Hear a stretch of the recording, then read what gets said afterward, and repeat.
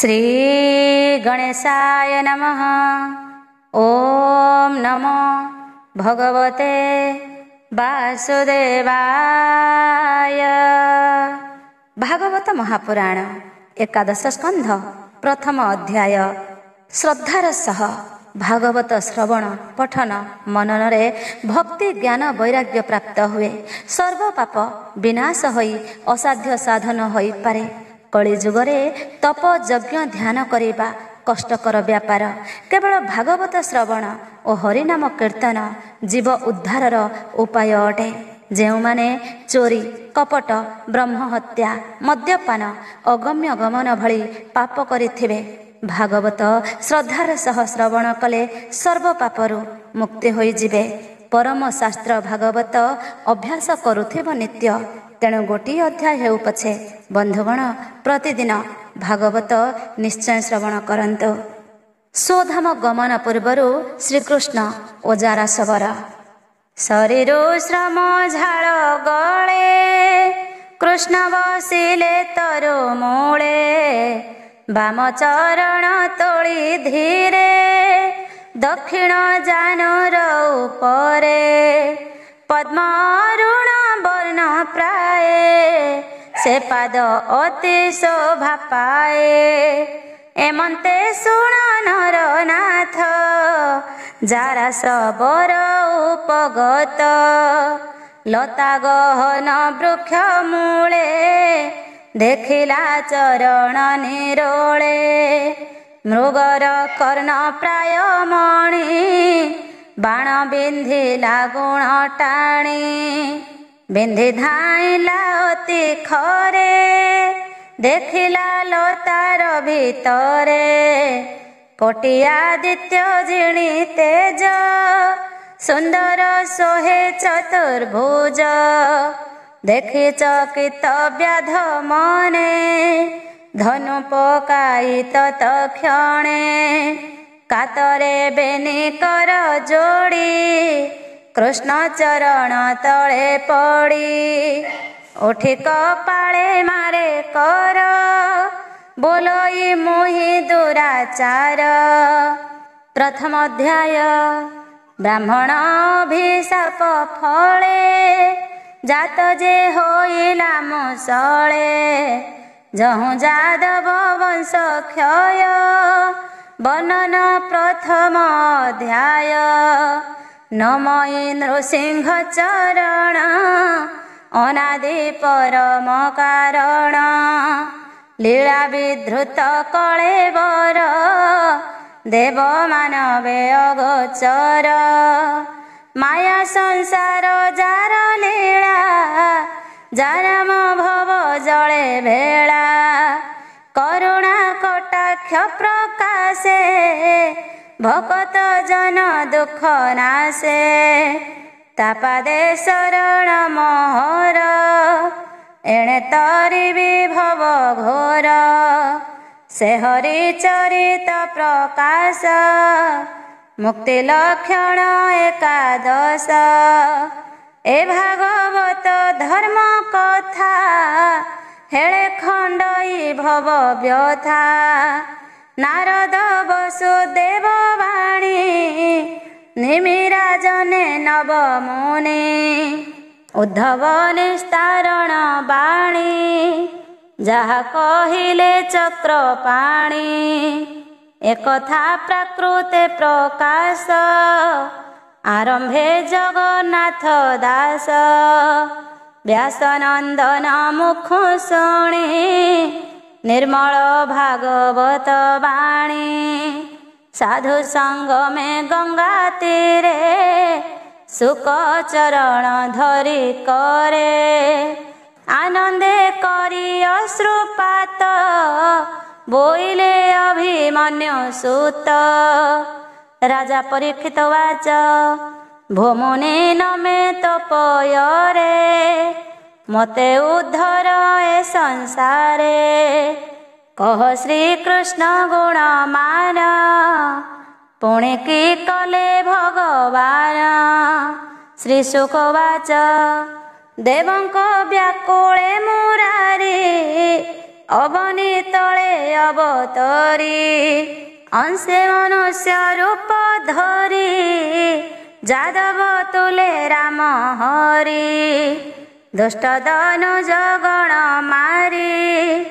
ଅବନୀ ଭାରା ହେଳେ ହରି କୁରୁ ପାଣ୍ଡବ ମଧ୍ୟେ ହରି ମାୟା କନ୍ଦଳେ ବେଦ କରି କପଟ ପଶାବନ ବାସ ଆକର୍ଷି ଦ୍ରୌପଦୀର କେଶ ଭୀମକୁ ବିଷ ଲଡୁ ଦେଇ ଯତୁର ଘରେ ଅଗ୍ନି ଦାହି ଏ ଆଦି ଯେତେ କଷ୍ଟ ମାନ ପାଣ୍ଡବେ ଦେଲା ଦୁର୍ଯ୍ୟୋଧନ ସେ ଅପମାନେ କ୍ରୋଧ ବହି ସଙ୍ଗତେ ଘେନି ପାଞ୍ଚ ଭାଇ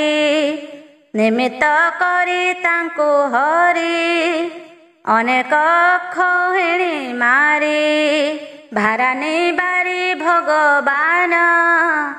ଅନ୍ତେ ଚଳିଲେ ନିଜ ସ୍ଥାନ ଯାଦବେ କୃଷ୍ଣ ଭୁଜ ବଳେ ଅଜେୟ ଏ ମହିମଣ୍ଡଳେ ତାହାଙ୍କୁ ସଙ୍ଗେ ଘେନି କରି ଦୁଷ୍ଟ ରାଜାଙ୍କ ପ୍ରାଣ ହରି ମନରେ କରନ୍ତି ବିଚାର ଯାବତ ଅଛନ୍ତି ଯଦୁବୀର ତାବତ ପୃଥିବୀର ଭାର ଉଶ୍ୱାସ କାହିଁ ଅଛି ଆର ଦେବତା ଆଦି ନାଗ ନର ଏଣେ ନୁହନ୍ତି ସଂହାର ମୋର ବିଭବ ମୋର ହସ୍ତେ ନାସିବା ନୁହଁ ଉଚିତେ କଳି ଭିଆଇ ନିଜ ବଂଶେ ସଂହାରି ବିଶ୍ରାମୀ ବିଶେଷେ ବନ ଅନଳ ଜାତ ହୋଇ ଜେନେଲି ଭଇବ ନ ଦହି ଶୁଣ ରାଜନ ପରୀକ୍ଷିତ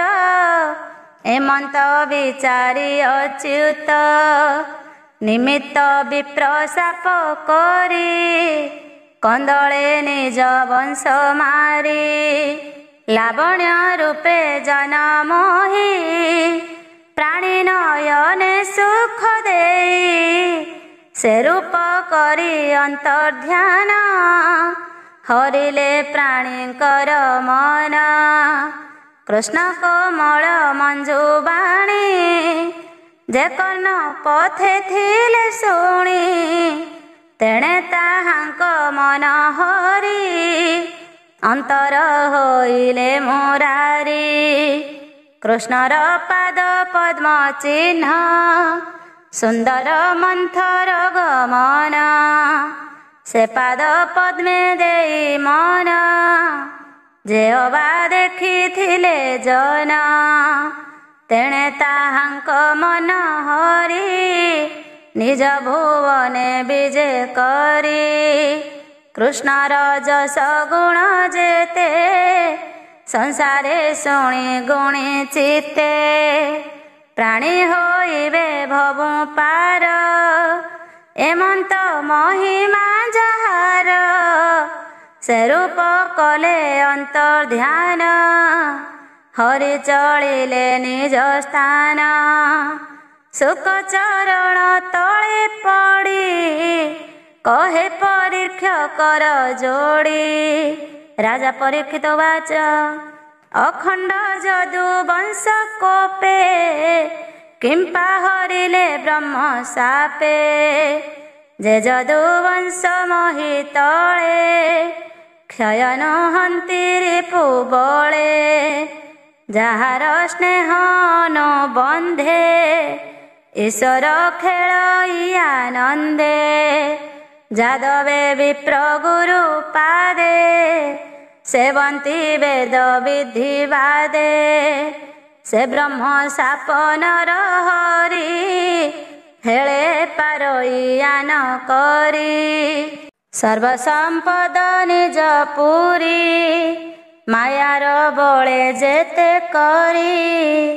କିମ୍ପା ଗୋବିନ୍ଦ ସଂହାରିଲେ ନିଜ ଭୁବନେ ବିଜେ କଲେ ଯାଦବେ ଏକ ଆତ୍ମା ହୋଇ କିମ୍ପା କନ୍ଦଳ କଲେ ସେହି କି ସାପ କି ଅବା କାରଣ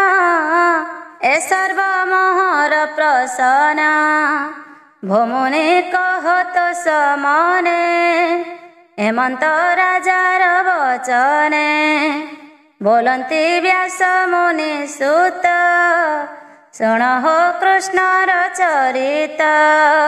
ଶ୍ରୀ ଶୁକବାଚ ଜନମୋହନ ମାୟାଧର ପ୍ରକାଶୀ ନର କଳେ ବର ନାନା ବିଚିତ୍ର କର୍ମ କରି କନ୍ଦଳେ ନିଜ ବଂଶ ମାରି କାହାର ସାଧ୍ୟ ଏବେ ଭାର ଶୁଣ ସୁମନେ ନୃପବର କଳି କଳୁଷ ନିବାରଣ ସଂସାରେ ସ୍ଥାପି ଯଶ ଗୁଣ ଏବେ ଗୋବିନ୍ଦ କଲେ ଯେତେ କହିବା ଶୁଣ ଏକ ଚିତେ ଯାଦବ ବଂଶ ନାଶ ଅର୍ଥେ ଗୋବିନ୍ଦ ସୁମରିଲେ ଚିତେ ବିପ୍ରେ ଯେ ଥିଲେ ନିଜ ଦେଶେ ବାହାର କୃଷ୍ଣ ମାୟା ବସେ ବିଶ୍ୱାମିତ୍ରଙ୍କୁ ଆଗ କରି ଅସିତ କଣ ବ୍ରହ୍ମଚାରୀ ବଶିଷ୍ଠ ନାରଦ ବିଶେଷୀ ଭୃଗୁ ଅଙ୍ଗିରା ଅତ୍ରି ଋଷି ଦୁର୍ବାସା କଶ୍ୟପଙ୍କୁ ଘେନି ଶ୍ରୀ ବାମଦେବ ବ୍ରହ୍ମ ମୁନି ସର୍ବେ ଚାଲନ୍ତି ବନ ପଥେ ମିଳିଲେ ପିଣ୍ଡାରକ ତୀର୍ଥେ ଏଣେ ଯେ କୃଷ୍ଣର କୁମରେ ଆନନ୍ଦେ ସମୁଦ୍ରର ତୀରେ ସକଳେ ଏକ ସ୍ଥାନେ ମିଳି ରଙ୍ଗେ କରନ୍ତି ନାନା କେଳି ଶାମ୍ବକୁ ନାରୀ ବେଶ କରି ଉଦରେ ଲୌହ ପାତ୍ର ଭରି ଚାଲଇ ଚରଣ ମନ୍ଥରେ ଶ୍ରମେ ଘର୍ମିତ କଳେ ବରେ ମୁନିକି ଦେଖି ଲଜ୍ଜା ପାଇ ଅନ୍ତରେ ଅଧମୁଖ ହୋଇ ରହିଲା ଲତା ଅଭ୍ୟନ୍ତରେ ଏମନ୍ତେ କୃଷ୍ଣର କୁମରେ ମୁନି ସମୀପେ ଧୀରେ ଯାଇ କର ଅଞ୍ଜଳି ଶିରେ ଦେଇ କୋମଳ ମଧୁର ବଚନ ବୋଲନ୍ତି ଶୁଣ ବିପ୍ରଜନେ ଯାଦବ କୁଳ ବଧୂ ଏହି ଅନେକ ଦିନ ଗର୍ଭ ବହି ପ୍ରସବ ନୁହେଁ କି କାରଣେ ପୁଛିଲୁ ତୁମ୍ଭର ଚରଣେ ଚାଲି ନ ପାରେ ଶ୍ରୀମ ଭାଗେ ଲାଜେ ନ କହେ ତୁମ୍ଭ ଆଗେ ତୁମ୍ଭେ ସର୍ବଜ୍ଞ ମୁନି ସର୍ବ ଏହାର ଗର୍ଭେ କି ହୋଇବ ପୁତ୍ର ଦୁହିତା କିବା ଜାତ ମାୟା ନ କରି କହ ସତ ଶୁଣେ ସେ କପଟ ବଚନ କୋପେ ବୋଲନ୍ତି ମୁନି ଜନ ଏ ନାରୀ ଗର୍ଭବାସ ବାଣୀ ଆମ୍ଭେ ଜାଣିଲୁ ପରିମାଣି ଏହାର ଗର୍ଭେ ହେବ ବାଳ ନିଷ୍ଠୁର ଲହର ମୁଷଳ ଆଜ ଏ ଗର୍ଭ ପ୍ରସବିବ ତୁମ୍ଭର ବଂଶ ବିନାଶିବ କୁଳ ସମୂଳେ କରି ନାଶ ଭୂମିରେ ଯେତେ ଯଦୁ ବଂଶ ଏମନ୍ତ କହିଗଲେ ମୁନି କୃଷ୍ଣ କୁମରେ ତାହା ଶୁଣି ବଜ୍ର ପଡ଼ିଲା ଯେହ୍ନେ ମୁଣ୍ଡେ ଶାମ୍ବକୁ ଘେନି ରାଜ ଦାଣ୍ଡେ ତକ୍ଷଣେ ଲୌହ ପାତ୍ର ଫେଇ ପେଟ ଖୋଜନ୍ତି ହସ୍ତ ଦେଇ ପିଙ୍ଗଳ କର୍କଶ ପିଛିଳ ଦେଖିଲେ ଲୌହର ମୁଷଳ ଗର୍ଭ ପଡ଼ିଲା ବଜ୍ର ପ୍ରାଏ देखि कम्पन्ति महाभये लौह मूषल तेज भरे चक्षु बुझिले बेनी करे बोलन्ति कलु मंद कर्म किबा बोलिबे कृष्ण राम एमन्ते श्रीकृष्णर सुते लौह मूषल घेनि हस्ते उग्रसेनर सभा तले मिलिले हृदय विकले लौह मूषल तले थोई कहन्ति सभा मुख चाहि आम्भे जे क्रीड़ा कौतुके खेलन्ते तीर्थ पिंडारके सांबकु नारी बेश करी उदरे लौह पात्र भरी मुनि की पचारिलु भावे ए गर्भ प्रसव प्रस्तावे शुणी कोपिले मुनि जने वन गहन पथ श्रमे बोइले गर्भे अछि बाळ निष्ठुर लौहर मूषल भूमि रे जदु वंश जेते ए लौहे मरिबे समस्ते नाश करिब जदु कूल ए जात लौहर मूषल तक्षणे गर्भ फेई देखी भय बुझिलु बेनी आखि एमंत कही सभा मध्ये कुमरे बसिले विषादे शुणी सकल पुर जने कहन्ति दुखित वचने निष्ठुर ब्रह्म कोपानल दहिब निश्चय जदुकूल अन्यथा के काहा करिब ब्रह्मा शंकर वासुदेव भय तरस्त सर्वजन बदनो न स्फुरे वचन ता देखि राजा उग्रसेन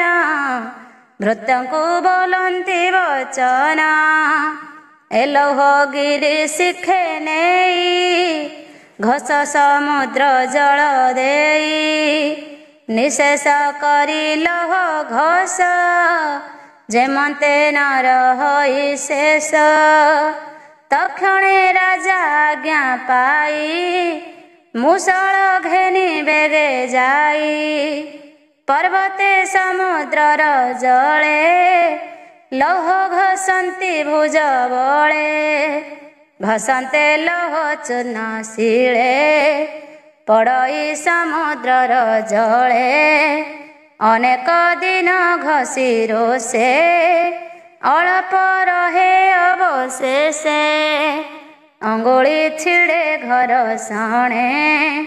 निष्ठुर निशेष करणे न पारी पकाइले जले घोर गभीर मीन मेले लौह पड़न्ते घोर पाणी आहार प्राय ताहा मणि मीन गिଳିଲା अति बेगे से मीन मत्स्यगण संगे चरन्ते समुद्रर जले जाले पड़िला रात्र काले धीबर मीन नेई एका जारा सबरे देला देखा मीन काटन्ते तार घरे लौह देखिला ता उदरे कर्कश पिंगल प्रचंड जेन्हे जलई मार तंड देखि सबर तस होई नाराज कला ताहा नेई बाणर मुने तीक्ष्ण फल तेजे कि गंजई अनल लौहर चूर्ण पड़ी जले भासिला समुद्र उलळे तीरे लागन्ते लौह चूर्ण जन्मिला एरकार वन तीक्ष्ण त्रिशिर जे स्वभावे जेणे जादवे नाश जीवे जे काल रूपी भगवान जाने सकल विधान बळे सकल करि पारे तथापि ब्रह्म सापे डरे कुल विनाश हेतु करी अवने भारा हेले हरि निज भुवने अवधान निर्लेप प्रभु भगवान श्री एकादश भागवत बोलई दास जगन्नाथ जाह्नवी तीरे राजा गे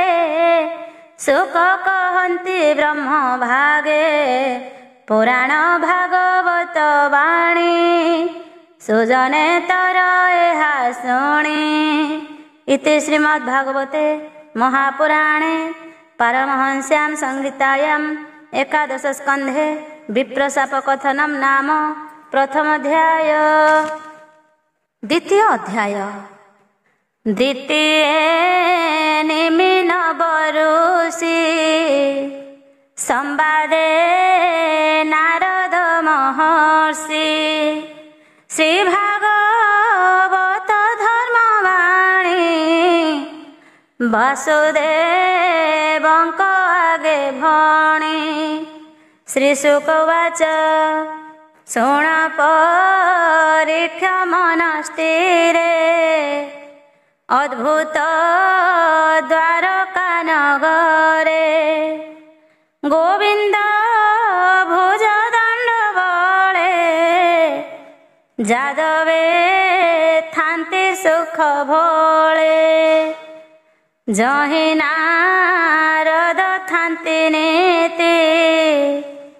कृष्ण भक्ति हृदय चिंती मर्त्य मनुष्य देह धरी के कृष्ण भाव परिहरी वासव आदि देवगण जाकु सेवन्ति अनुक्षण भव विरंचि जार पादे सेवन्ति नित्य अप्रमादे नारद मुनि एक दिने गले वसुदेव भुवने नारद आगमन भाव देखि जानिले वसुदेव पवित्र जले पाद धोई आसने बसाइले नेई चरणे करि नमस्कार भावे बोइले जदुवीर वसुदेव वाच धन्य जीवन आज मोर देखिली चरण तुम्भर तुम्भे जे लोक परित्राणे ब्रह्मांडे बुलन क्षणे पिता मातांक आगमन पुत्रंकु कल्याण जेसन विष्णु भक्त जन देखी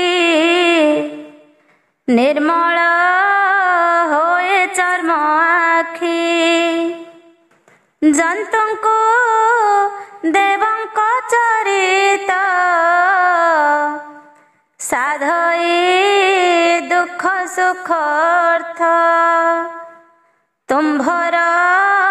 प्राय साधु जेते केवल प्राणी सुख अर्थे साधवे विष्णु भावे थान्ति एणु प्राणी कहित चिंती देवंक चरित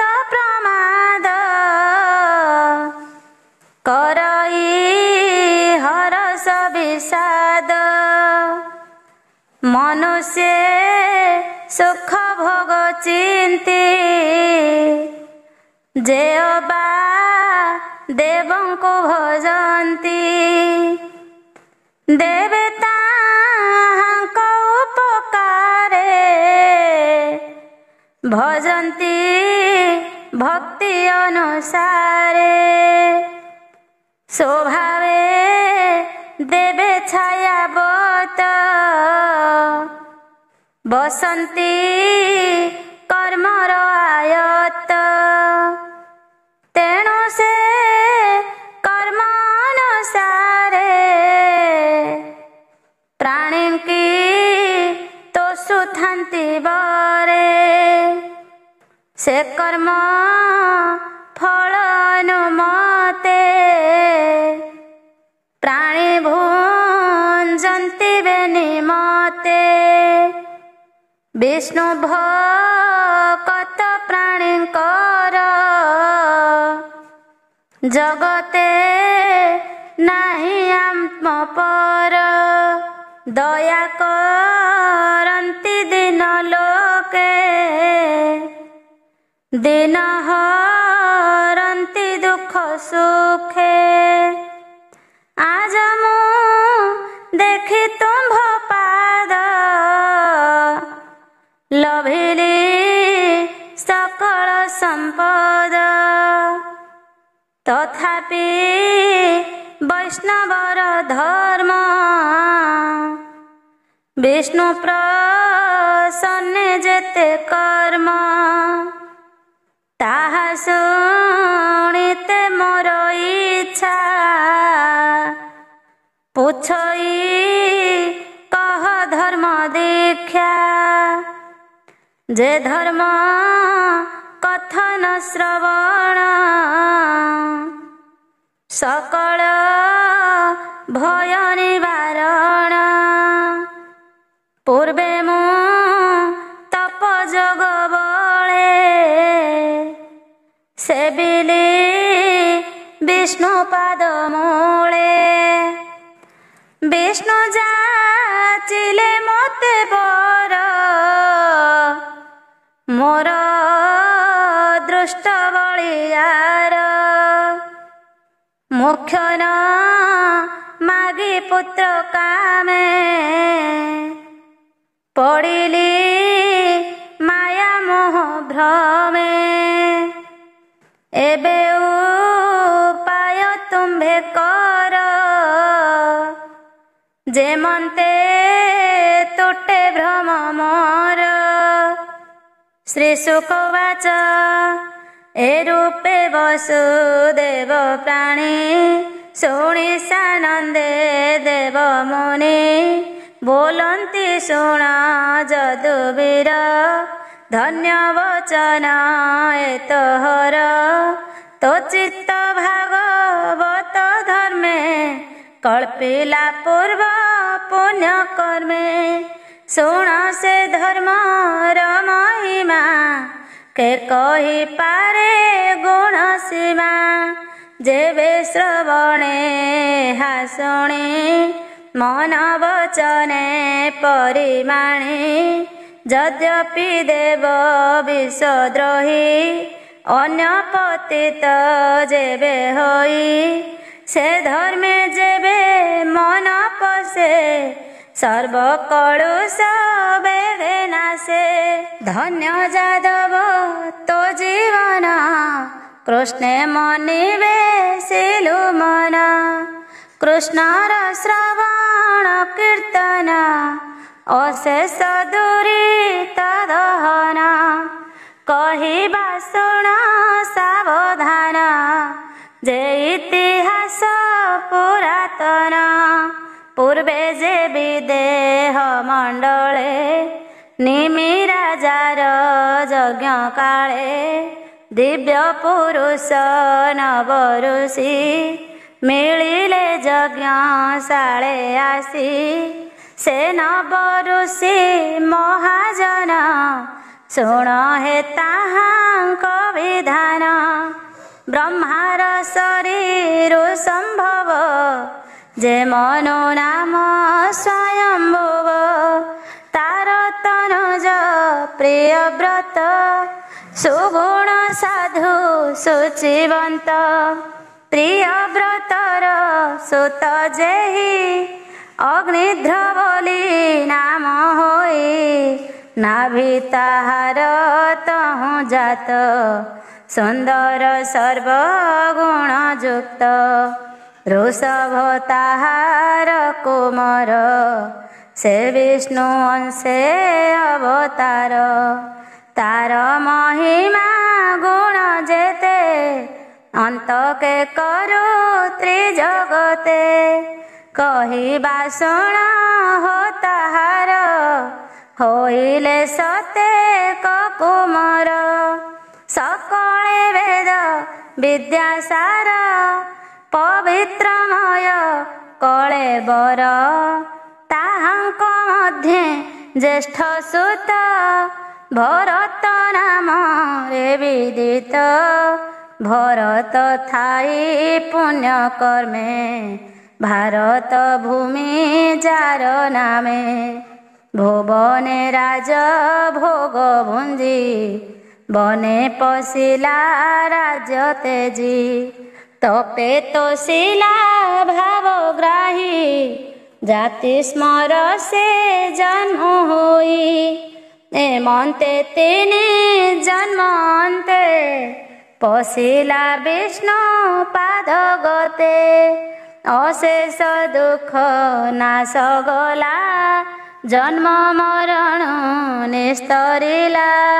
आवरउन सत भाई तांक महिमा शुण तुहि ताहांक मध्ये नवसुत साधु सुगुण बलवंत होइले नव द्वीपे राजा सुखे पालिले जन प्रजा एकाधिके अशिशुते वेदाभ्यासी दृढ़ चिते कर्मे आराधी नारायण जगते होइले ब्राह्मण शेष जे नवसुत थिले निर्गुण जोग अभ्यासिले से आत्मज्ञानी साधु धीर जटा विभूति दिगंबर मित्र इरि पक्ष सम शुण हो ताहांकर नाम से कवि हरि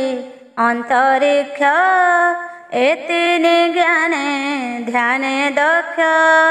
प्रबुद्ध जेपि पलायन षष्ठरे आविर्होत्र नाम द्रुमिळ चम शहे दुई कर भाजन नव होई एमंते नव सहोदरे आनंदे भ्रमन्ति संसारे ताहांक मन कृष्ण देहे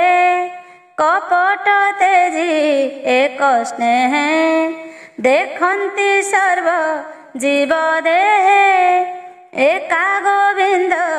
आनन है परम आत्मा भावे मजी एका गोविंद पादे भजी से अव्याहत इष्ट गति एमंते नव विप्रथान्ति सिद्ध गंधर्व सुर मेले जक्ष किशोर जक्ष किन्नर रसा तले शिव सुरभि पुरे जान्ति ब्रह्मार भुवने मिलन्ति ए आदि नाना देश पुरे भ्रमन्ति नव सहोदरे से नव मुनि एक दिने मिलिले निमि यज्ञ स्थाने ताहांको यज्ञ स्थाने देखि जनक आसन उपेक्षी देखिला दिव्य तेजमय रवि शशांक सरी नहे ଅଗ୍ନି ଯେ କୁଣ୍ଡ ମଧ୍ୟ ଥିଲେ ବିପ୍ରଙ୍କ ସଙ୍ଗତେ ଉଠିଲେ ଜାଣିଲା ବିଦେହ ରାଜନ ଏ ସର୍ବେ କୃଷ୍ଣ ପରାୟଣ ଆନନ୍ଦ ମନେ ନୃପବର ପୂଜିଲା ମୁନିଙ୍କ ପୟର ପ୍ରଣାମ କରି ତାଙ୍କ ପାଦେ ଆସନେ ବସାଇ ଆନନ୍ଦେ ଦେଖଇ ରୂପ ତାହାଙ୍କର ଯେସନେ ବ୍ରହ୍ମାଙ୍କ କୁମର କର ଯୁଗଳ ଶିରେ ଦେଇ ବୋଲଇ ନିସ୍ତରିଲି ମୁହିଁ ବିଦେହବାଚ ତୁମ୍ଭ ଚରଣ ଯୁଗ ଦେଖି ନିର୍ମଳ କଲି ଚର୍ମ ଆଖି ତୁମ୍ଭେ ଯେ ନବ ବିପ୍ରବର ନିଶ୍ଚୟ କୃଷ୍ଣ ଅନୁଚର ସଂସାରେ ତୁମ୍ଭର ଭ୍ରମଣ ଅଶେଷ ଲୋକ ପରିତ୍ରାଣ ଏ ଯେ ମନୁଷ୍ୟ କଳେ ବର ଦୁର୍ଲଭ କ୍ଷଣିକ ଭଙ୍ଗୁର ତଥାପି ମନୁଷ୍ୟ ଶରୀରେ ଯେ ଭଜେ ଗୋବିନ୍ଦ ପୟରେ ତାହାଙ୍କୁ ଦେଖନ୍ତି ଯେ ପ୍ରାଣୀ ତରନ୍ତି ଭବ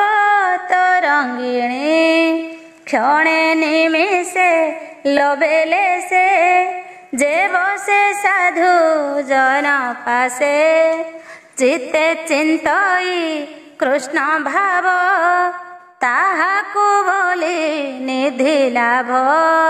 ସେ ଲାଭ ତୁମ୍ଭର ବଚନ ମୁଁ ଯେବେ ଶୁଣିତେ ଭାଜନ ଯେ ଧର୍ମ ଆଚରିଲେ ପ୍ରାଣୀ ନିଶ୍ଚୟ ଲଭନ୍ତି ଚକ୍ରପାଣି ସେ ହରି ଯେଣେ ବସ ହୋଇ ତାହାଙ୍କୁ ଆତ୍ମଦାନ ଦେଇ ସେ ଧର୍ମ କହ ମୁନି ମତେ ଏ ମାୟା ନ ଲାଗେ ଯେ ମନ୍ତେ ନାରଦ ବାଚ ଏ ମନ୍ତେ ନିମି ବାକ୍ୟ ଶୁଣି ବୋଲନ୍ତି ନବ ମହାମୁନି ଶୁଣ ହେ ରାଜା ଏକ ଚିତ୍ତେ ଯାହା କହିଲେ ଭାଗବତେ କବି ବାଚ କବି ବୋଲନ୍ତି ରାୟ ଶୁଣ ଯେ ଭାଗବତ ଧର୍ମ ଗୁଣ ନାନା ପ୍ରକାରେ ହରି ପାଦେ ଯାହାର ଚିତ୍ତ ଅପ୍ରମାଦେ ଭଜଇ ଜାଣି ବିଷ୍ଣୁ ମାୟା ସେ ହରି କରେ ତାରେ ଦୟା ବିଷ୍ଣୁର ଅଭୟ ଚରଣ ମଙ୍ଗଳ କୁଶଳ କଲ୍ୟାଣ ଅଶେଷ ଭୟ ନାଶ କରେ ଯେ ନିତ୍ୟ କୃଷ୍ଣ ନାମ ଧରେ ଦେହ ସମ୍ପଦ ଦାରା ସୁତ ଏଣେ ମୋହିତ ଯାର ଚିତ୍ତ କାମ ସଂକଳ୍ପ ଦିନେ ଦିନେ ବଢ଼ଇ ବିଷୟ ଚିନ୍ତନେ ମାୟାରେ ମନ ଗୋଚରେ ଭ୍ରମଇ ଅଶେଷ ପ୍ରକାରେ କୃଷ୍ଣର ଅଭୟ ଚରଣ ଅଶେଷ ଦୁଃଖ ନିବାରଣ ହରି ଚରଣ ଲାଭ ଅର୍ଥେ ନାନା ଉପାୟ ଶାସ୍ତ୍ର ଗତେ ଯାହା କହିଲେ ଚକ୍ରଧର ସେ ଭାଗବତ ଧର୍ମ ସାର ଭାବେ ଅଭାବେ ମନେ ଗୁଣି ମୂର୍ଖ ହିତରେ ଯାହା ଶୁଣି ଏଣେ ଯେ ଭଜେ କୃଷ୍ଣ ପାଦ ତାହାକୁ ନ ଲାଗେ ପ୍ରମାଦ ହୃଦୟ ଗୋବିନ୍ଦ ପାଦ ଧ୍ୟାଇ ନୟନ ବୁଝି ଯେବେ ଧାଇ पथ न जानी जेबे हुड़े से प्राणी केबे न पड़े। वेद वचन धर्मशास्त्र एबेनी विप्रंकर नेत्र। एक नथिले काण होई दोई भावे अंध सेही। एमंत विप्र जेबे चित्ते हरिंकी भजे अविरते। ताहार मंगल नाही सकल पाप से तरई। एमंते भागवत तत्व ईश्वर वचन निर्मित। एहा जे न करन्ति प्राणी धर्म संशय मने गुणी। केबे नाही सुख लेश उभय लोके से निराश। मन वचन देह चित्त अबा इंद्रिय बुद्धिकृत। किबा स्वभाव अनुसारे जे कर्म करी ए संसारे। ता नारायणे समर्पिब जीवर स्वधर्म ए भाव। ए भागवत धर्म गुण ईश्वर वचन प्रमाण। एणे सकल ज्ञान पाई अज्ञान तम नाश जाई। शुणवी देह महीपति जे हरि भावन जानती। नाना प्रकारे तप करे से प्राणी संसार न तरे। हरि विमुख प्राणी जेते से थांती पशुंक संगते। ताहांकु मोहे विष्णु माया विषयार से बड़े स्पृहा। देह को वस्तु प्राय मणे बैरी मित्र परिमाणे। भ्रमई शोक मोह पथे अज्ञान बुद्धि भ्रमग्रस्ते। तेणु संसार मोहे जड़ी दुख संकटे थांती पड़ी। जार माया रे एते गति ता भाव बुद्ध जने चिंती। कृष्ण भजन्ति एक मने निर्मल ध्यान तत्व ज्ञाने। गुरुंको इष्ट देव भावे मने चिंतन्ति ज्ञान लाभे। जीव ज्ञान भाव देख दुख को मणे महासुख। जैसने स्वप्न मनोरथे भ्रमई निद्रार आयते। मणई सत्य प्रायता मन विलास मात्र माया। ए मन कृष्ण पादे देले ए माया न लागई भले। दुर्गम पथ ए भजन भय भाजिले जोगी जन। एबे कहिबा सुण राये सुगम भजन उपाय। कृष्णर जन्म कर्म जेते नाना चरित ए जगते। श्रवण स्मरण कीर्तन तार अशेष भुवन। से नाम भावे चित्त जड़ी हृदयरु लाज भय एड़ी। कामादि संग दूर करी ए घर संसारे बिहरी। उच्चे डाकिब कृष्ण नाम शोभिब सकल श्रवण। आनंदे तोड़िबे निकर कंठ गर्जन उच्च स्वर। उन्मत्त प्राय नृत्य करी लोकवे भार परिहरी गगन समीरण ज्योति जेअबा सलील धरित्री नदी सागर तरुगण पर्वत स्थावर जंगम जंतुक बाह्यभ्यंतर ए सर्वकृष्णर शरीर निश्चय जानी एक चित्ते प्रणाम करुथिब नित्य अमृत विनय वचन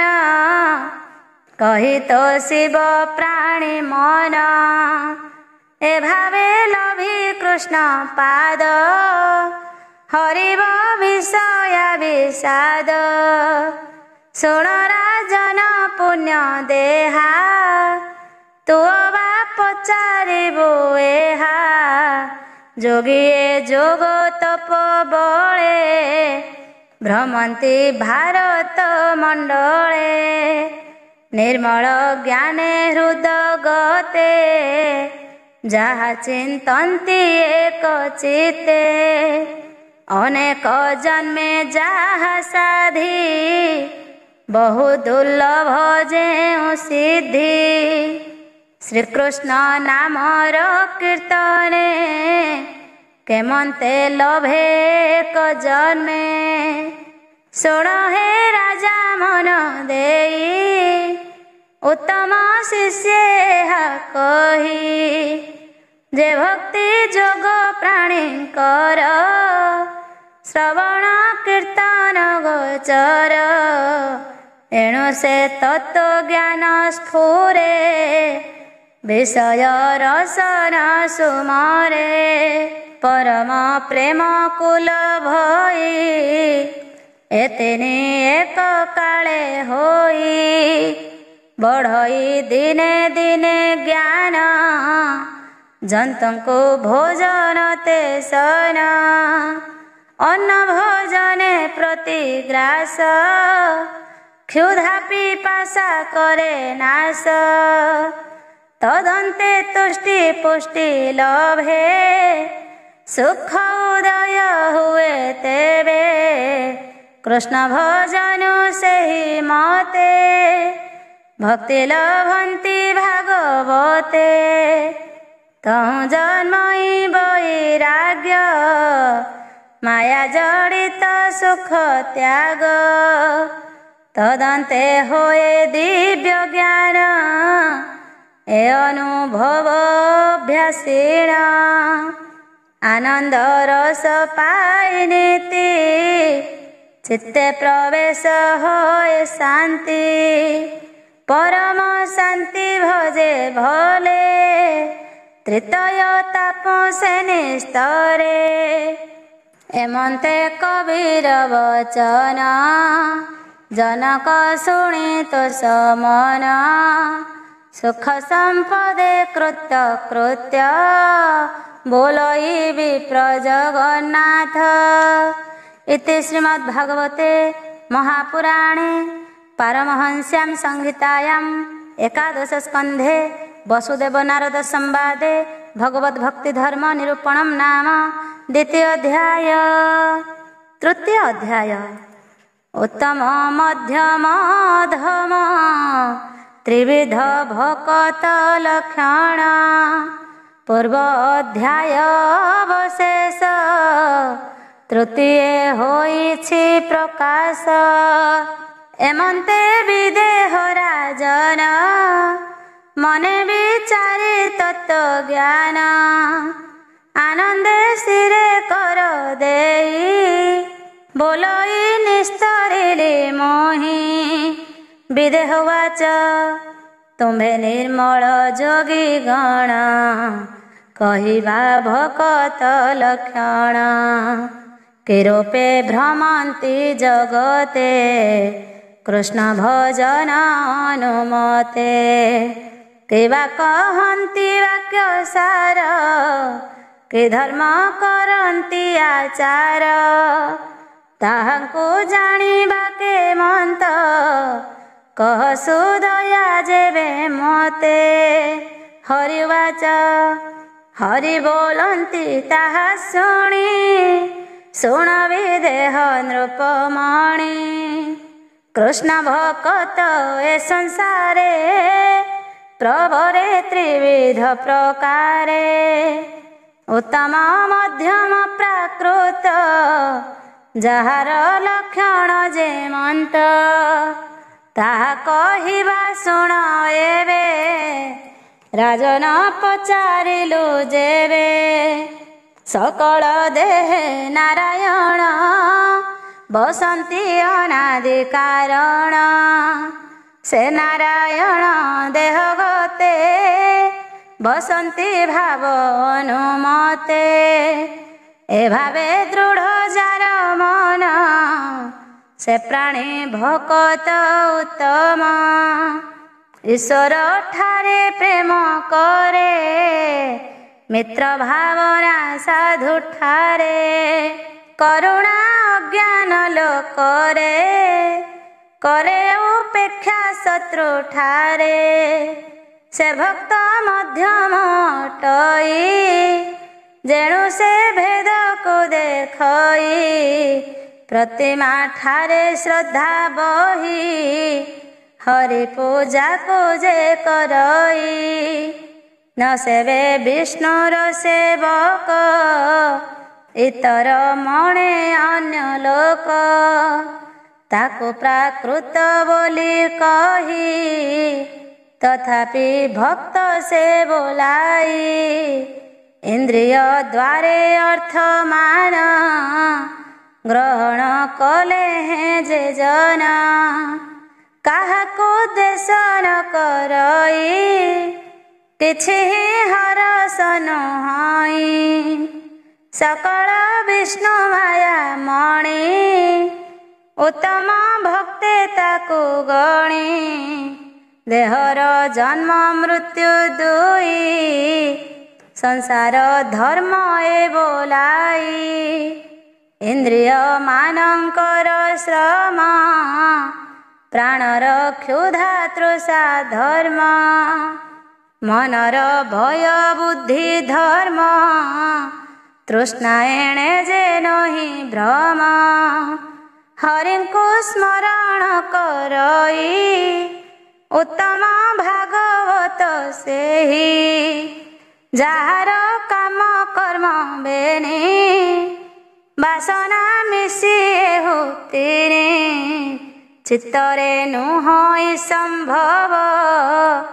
ଆଶ୍ରୟ ଏକା ବାସୁଦେବ। ଉତ୍ତମ ଭକ୍ତ ସେ ବୋलाई ଶୁଣ ରାଜନ ମନ ଦେଇ।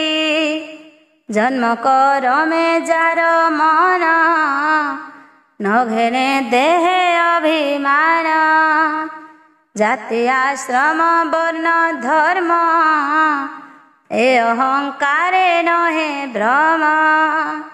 ହରିର ପ୍ରିୟ ସେହୁ ପ୍ରାଣୀ ଭକତ ମଧ୍ୟେ ପରିମାଣୀ। ଯାହାର ସୁତ ଚିତ୍ତ ଦେହେ ପର ଆପଣା ବୁଦ୍ଧି ନହେ। ସକଳ ଦେହେ ସମ ବୁଦ୍ଧି ଉତ୍ତମ ଭକ୍ତ ଯେ ପ୍ରସିଦ୍ଧି। ସିଦ୍ଧ ଯୋଗୀନ୍ଦ୍ର ମୁନିଗଣ ସେବନ୍ତି ଯେ ହରି ଚରଣ। ଭବ ବିରଞ୍ଚି ଯାର ପାଦେ ଧ୍ୟାନେ ଚିନ୍ତନ୍ତି ଅପ୍ରମାଦେ। ସେ ପ୍ରଭୁ ପାଦ ନିତ୍ୟ ଚିନ୍ତି ଲବଣୀ ମିଶନ ଛାଡ଼ନ୍ତି। ଏତିନି ଭୁବନ ସମ୍ପତ୍ତି ଦେଲେ ହେଁ ତହୁଁ ନ ଚଳନ୍ତି। ନୁହନ୍ତି ମାୟାରେ ମୋହିତ ସେ ପ୍ରାଣୀ ମହାଭାଗ୍ୟବନ୍ତ। विष्णु भक्ते से प्रधान निस्तरे ताको देखी जन केवे हैं नोहे ज्ञान ध्वंस से प्राणी नारायण अंश कृष्णर पाद नख पंती चंद्र किरण प्राय ज्योति से जार हृदय प्रकाशे अशेष घोर तमनासे एणु जे हृदय हरि भजे हरिता हृदय न तेजे स्नेहर जुरे ता चरण हृदय करई बंधन चिंतिले चित्ते क्षण मात्र जे हरे अशेष दुरित से हरि पाद हृदय धरी भकत हरि बस करी शुणबी देह नरपति त्रिविध वैष्णव गति एकादशरे भागवत कहिला विप्र जगन्नाथ। इति श्रीमद्भागवते महापुराणे पारमहंस्यां संहितायां एकादश स्कन्धे वसुदेव नारद संवादे त्रिविध भक्ति लक्षणं नाम तृतीयोऽध्यायः।